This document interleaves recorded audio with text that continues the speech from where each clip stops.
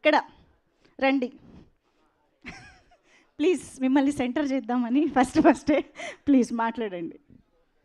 లేదండి, first of all thanks to Niranjan Reddy sir, ఎందుకంటే 3Dలో చూస్తుంటే నిజంగా చాలా ఎక్సైటింగ్ అనిపించింది నాకు ఇందాక.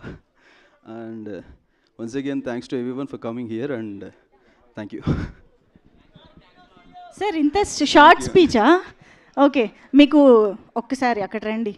బోల్డ్ అన్ని nominations, awards, cinema national award వరకు వెళ్ళడం, ఆ ఎక్స్పీరియన్సెస్, సో ఆ తర్వాత మీకు వచ్చిన కాంప్లిమెంట్స్ అవన్నీ ఒక్కసారి గుర్తు తెచ్చుకుంటే. నేను ఈ సినిమా రిలీజ్ అయిన తర్వాత ఎవరెస్ట్ బేస్ క్యాంప్కి వెళ్ళానండి. ఎందుకంటే నాలో ఉన్న ఎగ్జైట్మెంట్ని కానివ్వండి, నా లోపల జరుగుతున్నటువంటి ఆ ఫీలింగ్ కానివ్వండి, అది న్యూట్రలైజ్ చేయాలంటే నాకు అక్కడ దాకా వెళ్ళాల్సి వచ్చింది. బిడ్డ పుట్టడానికి 9 మాసాలు అంటే కనుక నేను ఇండస్ట్రీకి వచ్చిన తర్వాత నా ఫస్ట్ ఫిలిం తెలుగులో రిలీజ్ అయిన తర్వాత 9 సంవత్సరాల తర్వాత నాకు బ్రేక్ త్రూ ఈ ఫిలిం అయింది.